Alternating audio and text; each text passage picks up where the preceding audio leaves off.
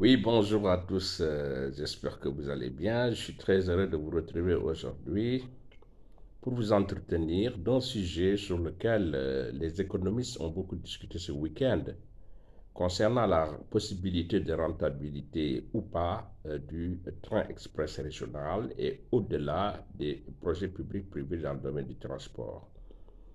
Alors, je suis de ceux qui pensent effectivement, contrairement à ce que pensent les économistes, qu'une société de transport de masse peut bien être rentable. Voilà.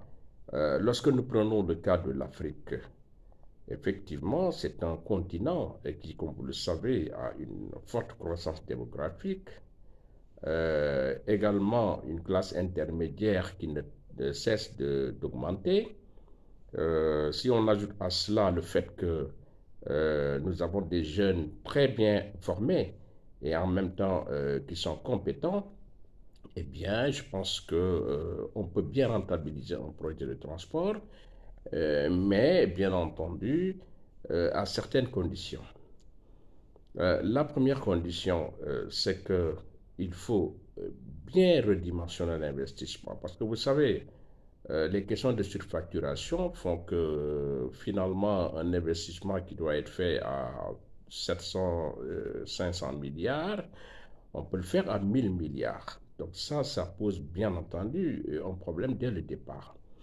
La deuxième chose, c'est qu'il va falloir que nous, pays africains, essayions de nous passer de ces gestionnaires occidentaux qui viennent souvent pratiquement défalquer de nos revenus l'essentiel et les rapatrier ailleurs.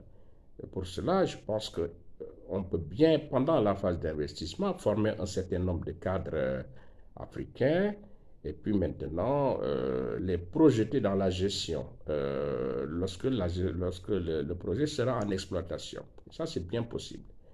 Et je pense que dans ce cas-là, il va falloir faire très attention au contrôle, il va falloir faire attention à la sanction et éviter l'impunité. Alors, la troisième chose, c'est que je pense qu'il faut éviter que nos projets de transport, que ce soit le métro d'Abidjan ou le TR au Sénégal, soient simplement des prolongements d'une politique industrielle de la part des pays occidentaux qui veulent essayer un certain nombre de dispositifs en interne dans nos pays avant de les répliquer en France. Je pense que si on le fait, effectivement, on peut bien s'en sortir, contrairement à ce que pensent beaucoup d'économistes. D'ailleurs, la RATP en France et la SNCF ont eu des résultats positifs en 2021 et 2022.